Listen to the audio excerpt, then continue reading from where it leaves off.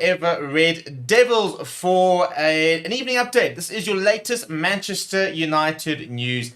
Very, very interesting few days for Manchester United because we're into a new era. We've said goodbye to Erik ten Hag in the last couple of weeks. We've now said goodbye to Ruud van Nistelrooy as well as 3 members of the Erik ten Hag coaching staff, which means that in total, 5 players have actually moved on from United. But we've also got players who've been, managers have been retained, coaches have been retained rather. We've got potentially new coaches coming in, obviously. We're waiting to find out exactly how many and who's going to be joining Ruben Amorim. He was joined by 3 or 4 coaches from Sporting, and that's one of the reasons apparently it cost us so much when we officially got Ruben Amorim. We're going to be talking a little bit about who is staying at United. Rio Ferdinand has spoken about Ruud van Nistelrooy and why he potentially wasn't kept on. We're going to be talking a little bit about Tyrell Malacia as well, who's got a bit of a good update, and also looking ahead at what Ruben Amorim needs to be doing in the next week or two, even before he takes a training session, for example, with regards to squad management, deciding where sort of everybody fits into that squad. Before we get into it, please do smash like on the video. Please do subscribe to the channel as well. Get your comments into the chat. If you're watching this after the live show, then make sure you go and drop a comment below, and let us know what you guys think about the entire situation.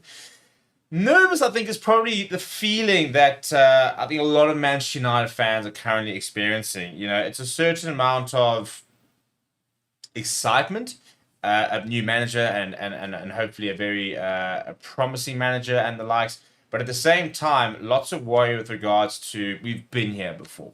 You know, we've had Van Gaal, Mourinho, Solskjaer, we've Ten Hag, we've had Ralph Rangnick, for example. We've got through a lot of managers, and every single time there's a bit of a managerial balance, and we then kind of think you get excited. And I think the most excited we probably were was Erik ten Hag in terms of finally feeling like we had found a younger sort of profile, next generation manager. Not that he was particularly young, but in terms of a manager taking the step up now to a big club, rather than going to somebody like a Solskjaer, who's a club legend, or Mourinho, for example, who's tried and tested, but has kind of got that history of sometimes not always working out and the like. So we've kind of gone once again to a similar to sort of Ten Hag type of appointment. He is a lot younger as Ruben Amorim. It's not quite the same, but we've gone with a next generation manager, you know, manager for the future, to hopefully start building a long-term project. Now, whether this is a long-term project, whether he is still around come 2, 3, 4 years time, hopefully he is, because it means he's doing well. Because I think Ineos is going to be quite cutthroat, really, when it comes to making decisions with regards to managing the likes of that. So he will be given time. I think he'll be given at least 2 seasons, but there's going to need to be improvement. There's going to need to be a lot of sort of KPIs in place, I'm sure, in terms of where we need to be going as a squad, and also the way the squad's going to look. And that's going to be an interesting one. So, in terms of his coaching staff, for example, it's obviously been confirmed that Darren Fletcher's not left, therefore been retained. And that's been an interesting reaction. A lot of people talking about how has Darren Fletcher managed to sort of keep his role where Ruud van Nistelrooy has been moved out. Now, first of all, it's a very different type of role. You know, Ruud van Nistelrooy was in as an assistant manager. He was, you know, a backup to Erik ten Hag, for example. Kind of felt like he was kind of sort of second in charge. And then obviously he came in as interim manager, and that was kind of already a bit of a conspiracy when Ruud van Nistelrooy actually came to the club, that he was there as a contingency in case things don't work out for Erik ten Hag and we need to find an interim manager. Ruud van Nistelrooy's got that experience and he could step into that role, which he then did. However, Ruben Amorim has come in and obviously gotten rid of him, but Darren Fletcher has kept his role. Now, he's not quite in a sort of assistant manager role. He is a first-team coach, one of the first-team coach.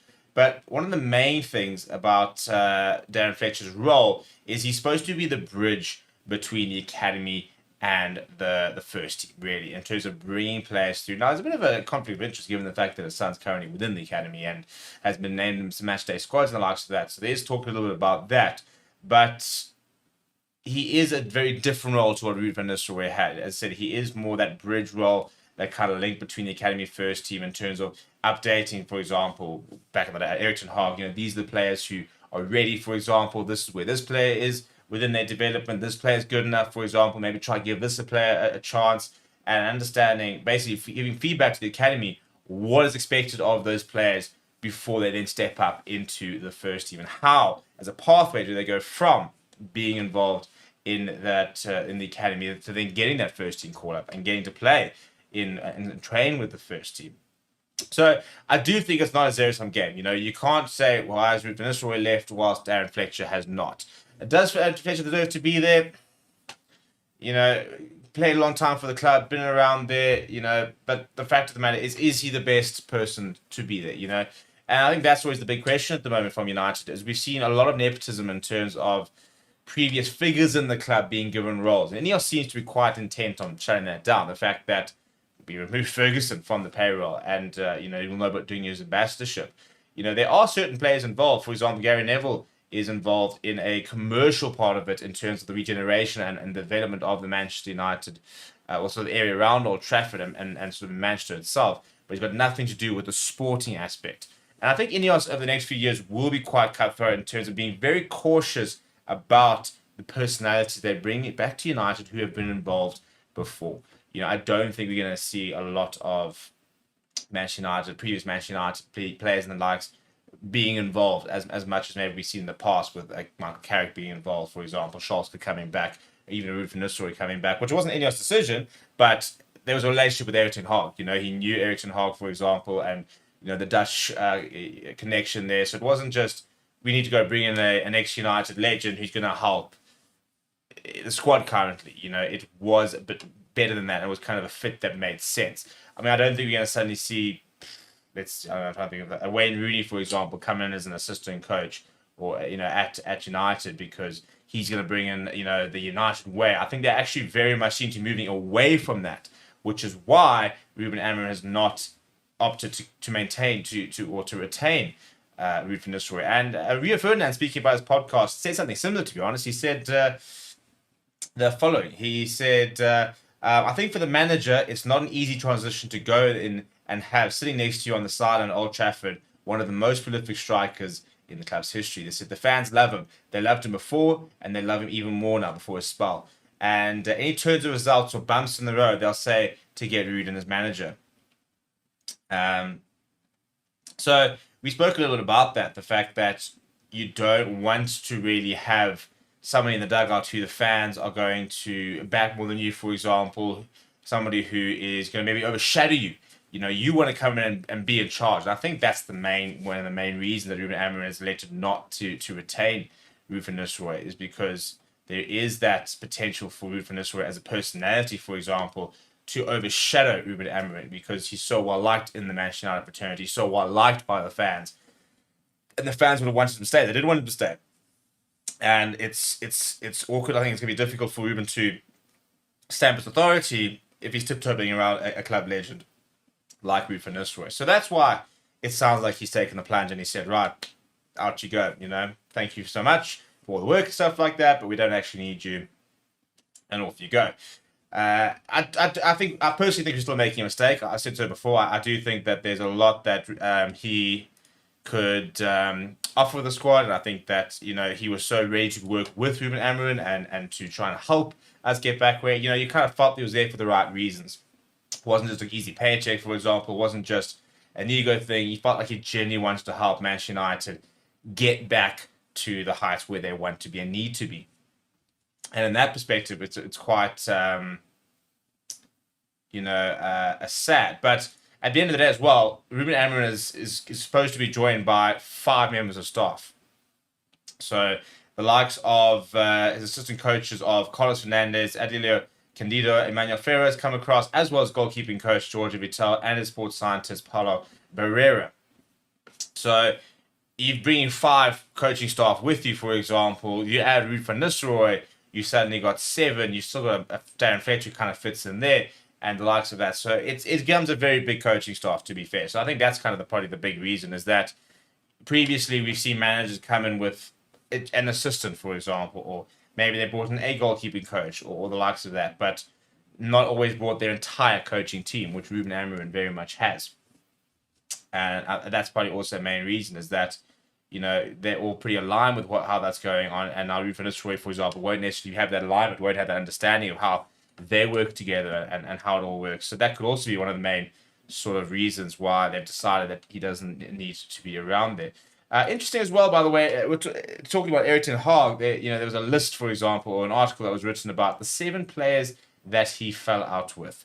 And it's an interesting list if you look at it, because some of them, for example, you think, well, maybe they were actually, they were right. And some of them you're going, well, I think maybe I could have backed Erik ten Hag in kind of the falling out of that whole the situation. So it is an article that was put out by The Mirror.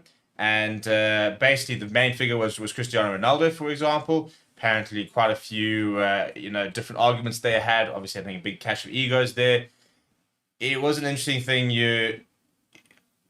Ronaldo really didn't enjoy the fact that Ten Hag wasn't always out there saying we're going to win the Champions League and stuff like that. He's criticized, for example, the mentality. And at the end of the day, I think Cristiano Ronaldo was not in the team that was going to compete for the league, and he couldn't accept that.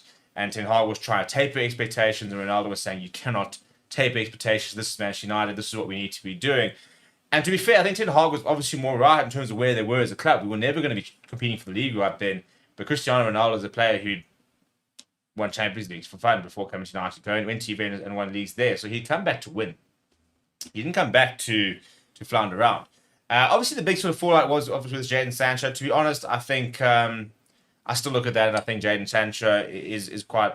I think he's taking a lot of blame. It was a big ego thing, and Ten Hag basically, one of those things where maybe he shouldn't have called him out. I don't think he called him out that hectically. He basically just said that, that he hadn't trained particularly well. That's why he's not involved. And then Sancho went on social media and started, leaking that and posting on social media and stuff like that.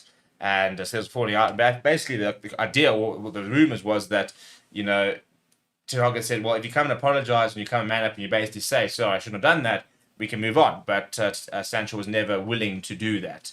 And as a result, they could never repair their relationship. And now he's on loan at Chelsea. Doing well, but I don't think that necessarily, proves that Ten Hag was wrong. I think it's a lot more of that is egos at play. One of them apparently was Adad Iqbal, apparently, who got quite a rollicking from Erik ten Hag for his performance in training, which, if that's the case, that's the case. Obviously, there was a big thing about Harry Maguire, given the fact that he took the captaincy away from him. And I actually always think, that the way that Harry Maguire reacted to the captaincy, losing the captaincy, was always very impressive. He didn't say anything publicly, for example, and made a big deal of it. He kind of got back to business and actually started turning his Manchester United career around. Started playing pretty well. Started going on a bit of a run, and I think these days he's become quite an important member of staff. Ten Hag, for example, Anthony Martial was one. He wasn't really ever available. Marcus Rashford, for example, is somebody who apparently didn't have a particularly good relationship, which maybe sort of coincided with the run of form. But to be fair, Marcus Rashford's still struggling, and Erik ten Hag sort of not been there for 4 games, still hasn't quite and suddenly sort of broken free. Obviously, a big relationship breakdown with David De Gea, and the way he kind of ousted him and sold him. So, those are some of the key players apparently where he had falling out. So I think certain players really liked Erik ten Hag. You look at the reaction from Bruno Fernandes, and was very grateful to him. Garnacho obviously brought him and gave him his debut and the likes. So certain players I think had really good relationship with Ten Hag. I don't know whether there was definitely obviously favoritism. I think obviously he brought in Anthony and had to pay him for a long time for a lot of minutes, given the price tag, where maybe his form didn't warrant it. But at the same time, not even just from he backs Anthony because he bought Anthony. You look at the price tag and you think, listen, we've got to get this guy right. So, and to be fair to him, he then acknowledged it this season and said, right, well, he's playing like crap, so I'm not going to play him. And he hasn't played at all this season, which was fair based on form. But just another bit of a disaster signing, wasn't it? So in terms of what Ruben Amorim needs to now do and stuff based on what we've seen, he needs to get players on board, and he needs to go and get the right players in the right attitude. Now, you've got players that can win your Premier League in that United squad. We have to add more. There's no doubt about that. There are world-class players in that squad. Marcus Rashford can be a world-class player. Casemiro is a world-class player. Matthias de Ligt can become a world-class player. Martinez can become a world-class player. Andre Onana has played Champions League finals. You know, he's a good enough goalkeeper. He's starting to show that now. Garnacho is a world-class talent. So you've got players there who can lift you to the level. Mason Mount's been involved in the Champions League winning campaign. He's got to get these type of players on board, and he's like basically almost needs to throw down the gauntlet, I think, basically, and say demand for Marcus Rashford to become the player he should have become a long time ago. To start scoring 20 to 30 goals. You know, demand a Matthias de Ligt to basically be a front runner for a potential, future club captain. Bruno Fernandes needs to keep producing numbers he's been producing. He's been at a very slow start to the season. He needs to go to Casemiro and say, you are the best you were the best CDM in the world 2-3 years ago. I need that player right now. And if he gets those core players, Ugarte obviously is one, on his side and aligned and start buying in, that provides the spine. And once we've got a spine of United, good midfield, a couple of good centre-back combinations, de Ligt, Euro, Martinez, nice proper defenders in there. You've got to probably go into the market for left-back, right-back. But and you start getting the wingers sort of playing well. You start getting Rasmus Højlund scoring. You've kind of got that spine. Then it's about adding to it and final pieces of the puzzle. A 30-goal striker. Can we create one, or can we get our wings contributing enough where we don't necessarily need them? I do think we have to go into the market and probably find a striker. But can we get a midfield which is going to dominate games and be defensively solid? If we go through the back, can we get that system working so that we're not conceding goals? And if you could start getting that spine ready, that's where, for example, we then need to be very clever in the market. But hopefully, we're not sitting there going, once again, we have to do an overhaul.